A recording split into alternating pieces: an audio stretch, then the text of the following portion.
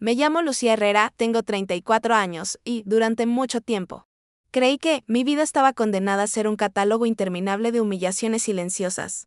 Crecí en un barrio obrero de las afueras de Monterrey, donde cada día era una lucha para poner comida en la mesa y pagar el alquiler de un departamento que se caía a pedazos. Siempre fui una mujer grande, con un cuerpo que la gente no se molestaba en describir con suavidad. Gorda, pesada, grotesca. Lo escuché todo desde niña y creí que algún día me volvería inmune. Pero uno nunca se acostumbra a que su apariencia sea el chiste favorito de los demás. Cuando cumplí 30 años, después de varios trabajos precarios, conseguí un puesto como asistente de limpieza en Corporativo Aristegui, una empresa tecnológica que facturaba millones cada trimestre.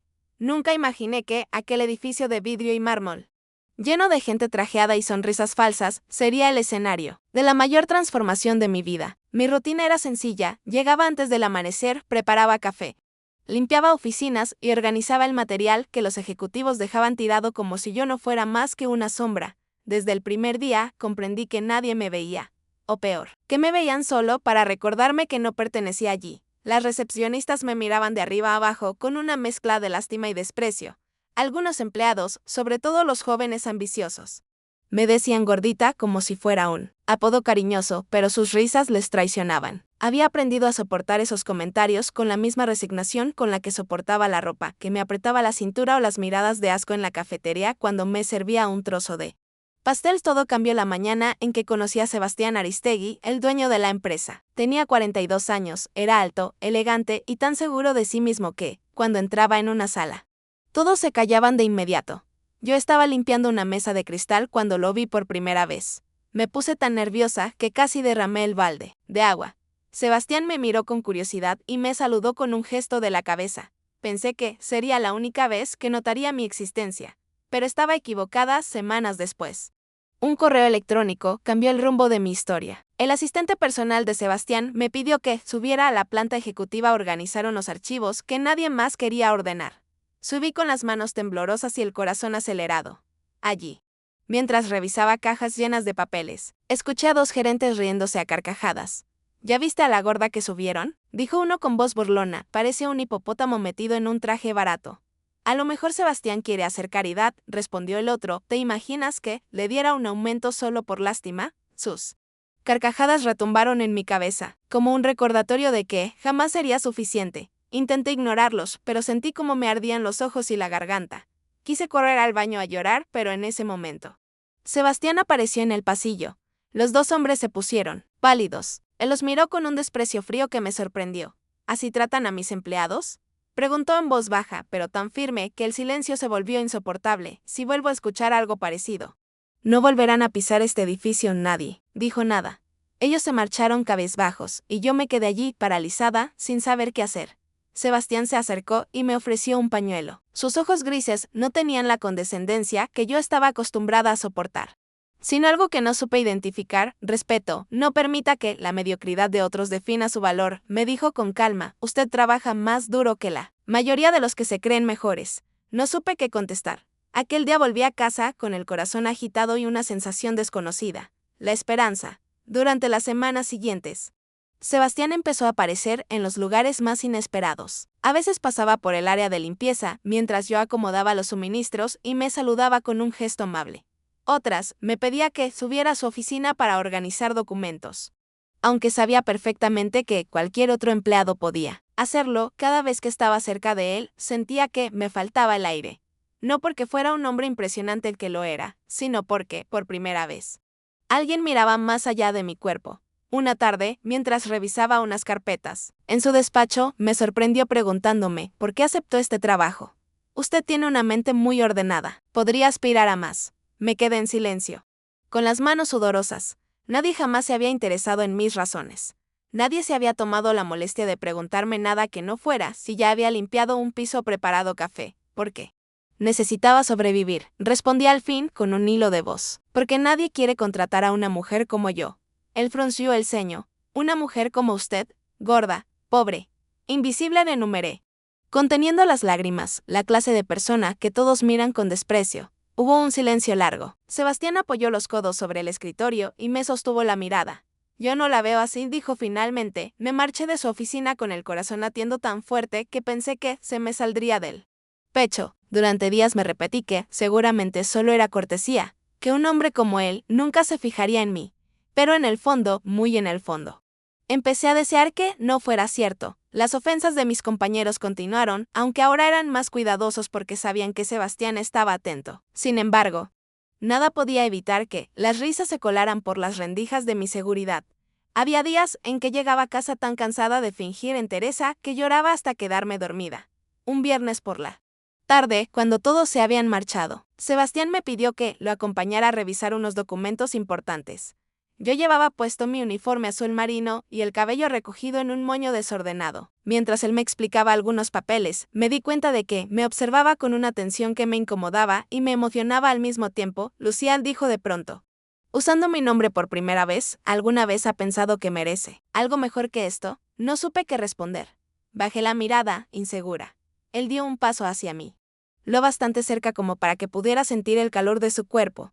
Si alguna vez decide que quiere cambiar su vida, estaré aquí, murmuró. Sentí un nudo en la garganta. Nadie jamás me había dicho algo así. Esa noche, mientras caminaba a la parada del autobús, pensé en todo lo que había soportado, la humillación, la pobreza, la vergüenza constante de existir en un cuerpo que no encajaba en ninguna parte. Y por primera vez empecé a preguntarme si, tal vez, merecía un destino distinto. El lunes siguiente, Sebastián me invitó a comer. Al principio me negué. ¿Qué pensarían los demás si me veían con él? Pero su insistencia fue tan delicada, tan genuina, que finalmente acepté. Fuimos a un restaurante discreto, donde él me habló de su infancia, de sus miedos, de su soledad. Descubrí que, detrás del traje impecable y la fortuna inimaginable, había un hombre que se sentía igual de aislado que yo.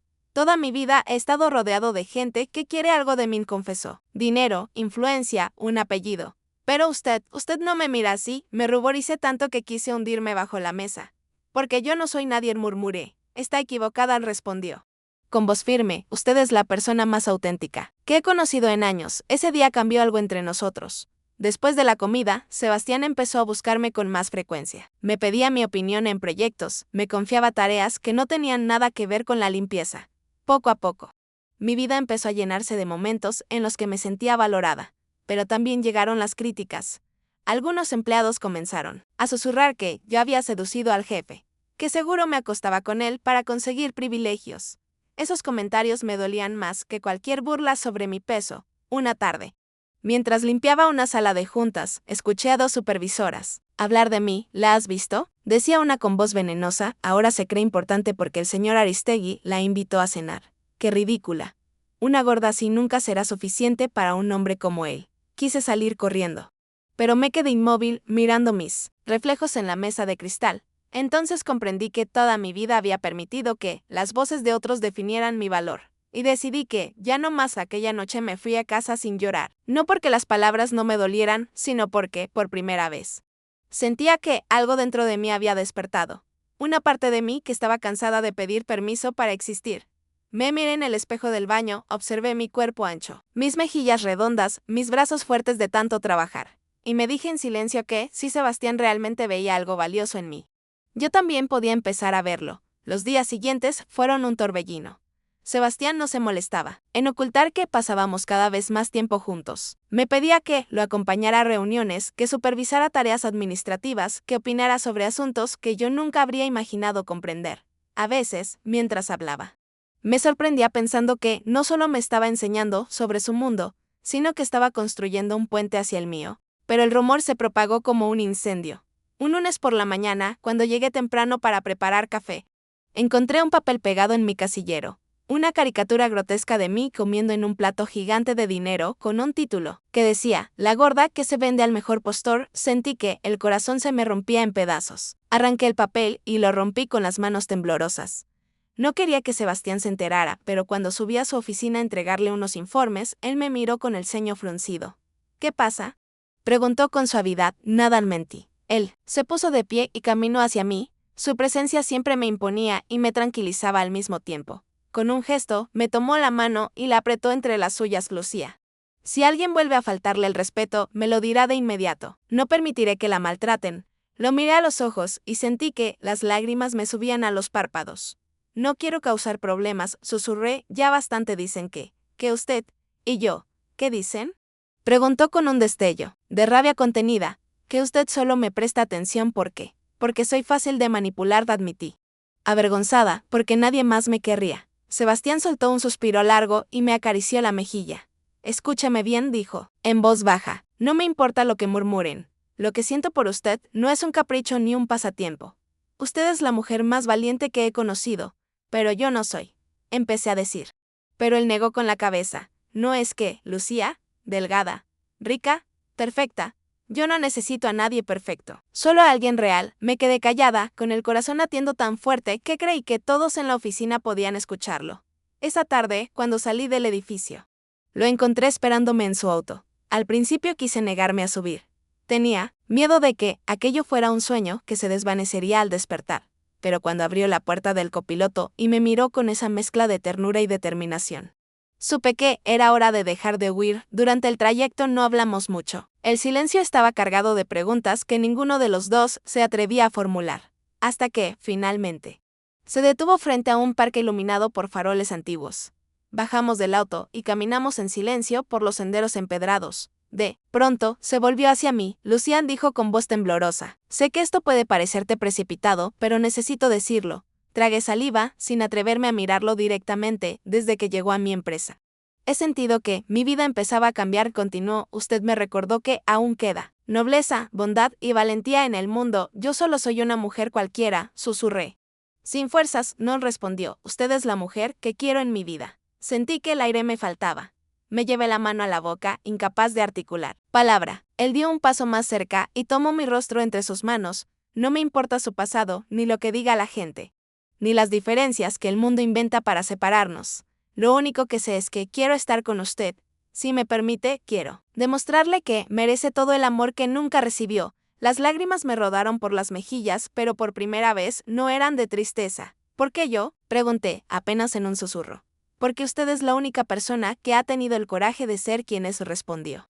Antes de besarme con una delicadeza que hizo que todo mi dolor se desvaneciera. En ese instante comprendí que la vida puede cambiar en un segundo, que después de años de humillación y soledad, a veces el amor más puro llega de la forma más inesperada. Después de aquel beso, todo empezó a transformarse. No fue fácil. Durante semanas, en la empresa se multiplicaron los rumores venenosos. Decían que yo era una oportunista que me aprovechaba de la soledad de Sebastián. Incluso recibí mensajes anónimos llamándome ballena trepadora, pero algo dentro de mí había cambiado para siempre. Cada vez que recordaba su voz diciéndome que merecía ser amada, sentía fuerzas que no sabía que tenía. Por primera vez, dejé de disculparme por existir. Empecé a caminar con la cabeza alta, aunque por dentro aún temblara. Poco a poco, Sebastián fue haciendo público nuestro vínculo, no de manera ostentosa, sino con gestos sencillos: almorzar juntos en la cafetería, acompañarme a la parada del autobús, preguntarme mi opinión frente a otros directivos. Muchos no podían disimular su incomodidad, pero él nunca titubeó.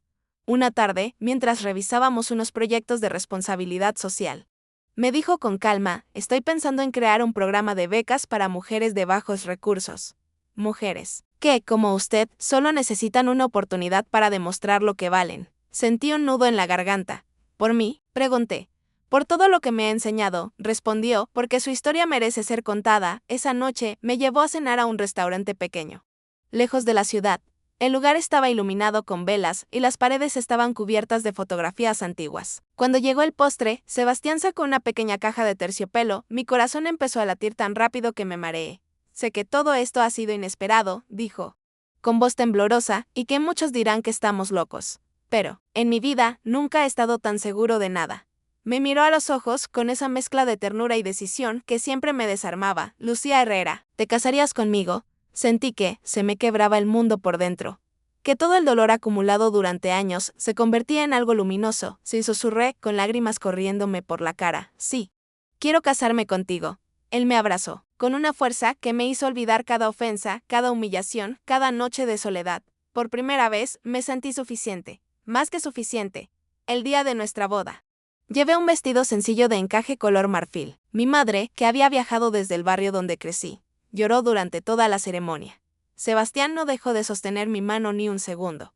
Cuando pronunciamos nuestros votos, sentí que mi vida, al fin, me pertenecía. En la recepción, algunas miradas juzgaban mi figura. Noté los susurros cuando bailé con él, cuando levantó mi velo para besarme.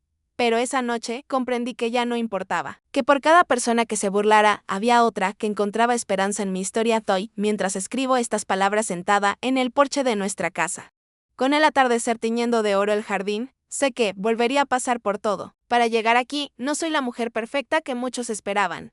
No soy delgada, no soy elegante, pero soy amada. Soy respetada. Soy feliz, y eso, después de todo lo que viví, es el mayor triunfo de mi vida, unos meses después de nuestra boda.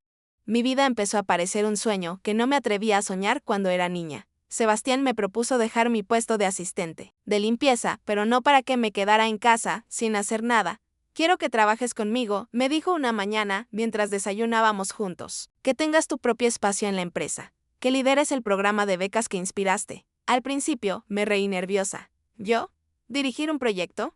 No sé nada de eso, él me tomó de la mano con calma. Lo único que necesitas es la oportunidad. Todo lo demás se aprende. Acepté con el corazón, latiendo de miedo y entusiasmo. Nunca olvidaré el primer día que entré en esa misma oficina, donde una vez recogí papeles del suelo, mientras otros se burlaban de mí.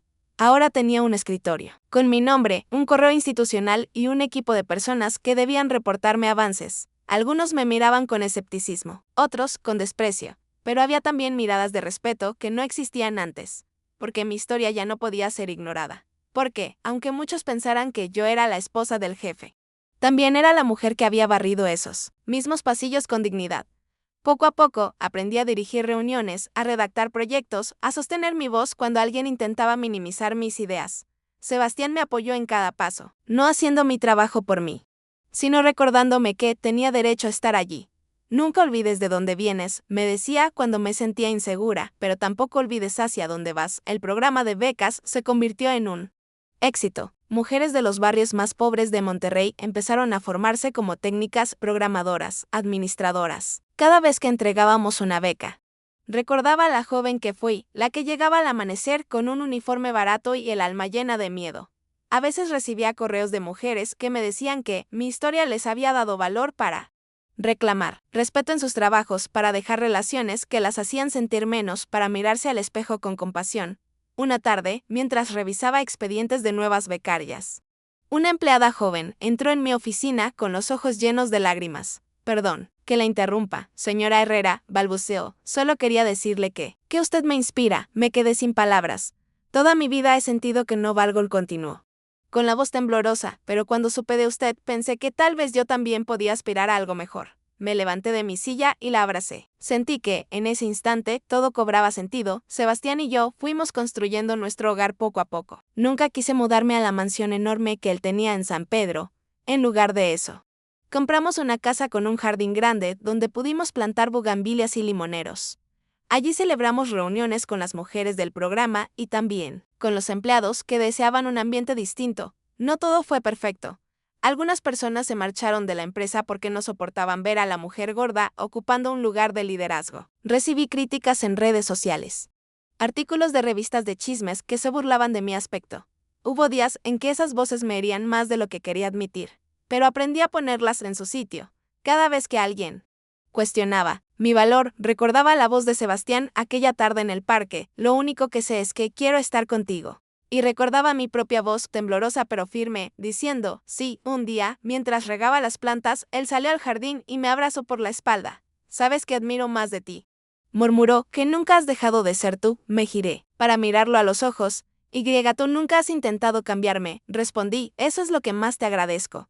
El amor que construimos no se basó en apariencias ni en expectativas sociales. Fue un amor que creció despacio, con raíces profundas que se alimentaron de respeto y de la certeza de que nadie merece ser invisible hoy. Mientras observo el atardecer desde el porche de nuestra casa, pienso en la Lucía que fui, la que se escondía en los baños para llorar, la que creía que su cuerpo era una vergüenza, la que aceptaba cualquier migaja de afecto porque pensaba que no merecía más. Y sonrío, porque esa Lucía sigue viva en mí, recordándome que cada paso que di valió la pena. Soy Lucía Herrera. Soy esposa, soy líder, soy mujer. Y, sobre todo, soy suficiente. Un año después de nuestra boda, la vida me sorprendió con algo que creí imposible, un retraso en mi ciclo. Al principio pensé que sería el estrés o algún desajuste hormonal, porque toda mi vida había escuchado que las mujeres como yo tenían pocas posibilidades de concebir. pero una mañana, cuando vi el resultado positivo en la prueba casera, sentí que me temblaban las piernas.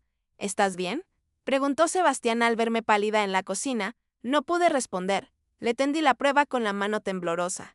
Él la miró, luego me miró a mí. Y de pronto rompió a reír mientras me envolvía en sus brazos. «Vamos a ser padres», exclamó con una alegría que me llenó los ojos de lágrimas. Durante todo el embarazo sentí miedo. Miedo de no ser suficiente, de que mi cuerpo no resistiera, de que el mundo volviera a recordarme que no encajaba. Pero cada vez que esa inseguridad aparecía, Sebastián se encargaba de recordarme que no estaba sola. «Tu cuerpo es fuerte», me repetía mientras acariciaba mi vientre, «y nuestro hijo o hija tendrá la madre más valiente que existe». Cuando nuestra hija, a quien llamamos Elena, llegó al mundo, entendí que todo lo que había sufrido había sido un largo camino para poder sostenerla en mis brazos. Sus ojos enormes me miraron con curiosidad y sentí un amor tan intenso que me dolió el pecho. Los primeros meses fueron un desafío. Dormía poco. Trabajaba desde casa, mientras Elena dormía en una cunita junto a mi escritorio. Aprendí a ser madre mientras seguía liderando el programa de becas. Hubo días en que lloré de cansancio, otros en que dudé de mi capacidad, pero cada noche, cuando Sebastián llegaba del trabajo y me abrazaba en silencio, me sentía más fuerte. «No tienes idea de lo orgulloso que estoy de ti», me decía, «eres todo lo que siempre busqué». Un día, mientras cargaba a Elena en brazos, recordé la caricatura cruel que pegaron en mi casillero años atrás. La imagen de la gorda que se vende al mejor postor. Me di cuenta de que había pasado tanto tiempo temiendo lo que otros pensaran, que casi pierdo la oportunidad de descubrir quién era yo de verdad. Conforme Elena crecía, empezó a acompañarme a las reuniones de becarias. Muchas mujeres la miraban con ternura y a veces me decían que ver a una madre como yo, gorda, con cicatrices de cesárea, sin complejos por su aspecto, las ayudaba a reconciliarse con sus propios cuerpos. Sebastián siempre insistía en que mi historia debía llegar más lejos. Así nació la idea de escribir un libro. Al principio me pareció absurdo. ¿Quién querría leer sobre mí? Pero un día, después de una conferencia donde conté mi experiencia, una joven se me acercó con lágrimas en los ojos. «Señora Herrera, gracias por existir. Gracias por demostrarnos que las mujeres como usted también merecen finales felices». Esa noche comprendí que tenía una responsabilidad. Si mi voz podía aliviar un poco la vergüenza y la culpa de otras mujeres, tenía que usarla. Así que empecé a escribir. Cada página era un ejercicio de valentía. Reviví mis peores humillaciones, pero también los momentos que me habían salvado. El primer día en la oficina, la tarde en que Sebastián me defendió, el beso en el parque, la primera vez que Elena me llamó mamá, el día que presenté mi libro. La sala estaba llena. Mi madre y mi hermana viajaron desde nuestro barrio para acompañarme. Sebastián me tomó de la mano cuando subí al escenario. Sentí un nudo en la garganta al ver tantos rostros atentos. «Mi nombre es Lucía Herrera», empecé con voz firme. Durante mucho tiempo creí que no merecía nada, que mi cuerpo era un error, que la pobreza me condenaba a ser invisible. Hoy estoy aquí para decirles que todas esas creencias eran mentiras. Mientras hablaba, vi cómo algunas mujeres se limpiaban las lágrimas, y comprendí que no estaba sola, que mi historia ya no era solo mía. Esa noche, cuando llegamos a casa, Sebastián me abrazó mientras Elena dormía en su habitación. «Lo lograste», susurró, «le mostraste al mundo quién eres». Apoyé la cabeza en su pecho y respiré hondo. «Aún me queda mucho por hacer», respondí con una sonrisa, porque mi historia no terminó con un anillo ni con una boda. Mi historia seguía escribiéndose cada día, en cada abrazo de mi hija, en cada palabra de aliento a una mujer que dudaba de sí misma, en cada decisión de levantar la cabeza y decir, «Sí, yo valgo. Soy Lucía Herrera. Fui pobre, fui humillada, fui invisible.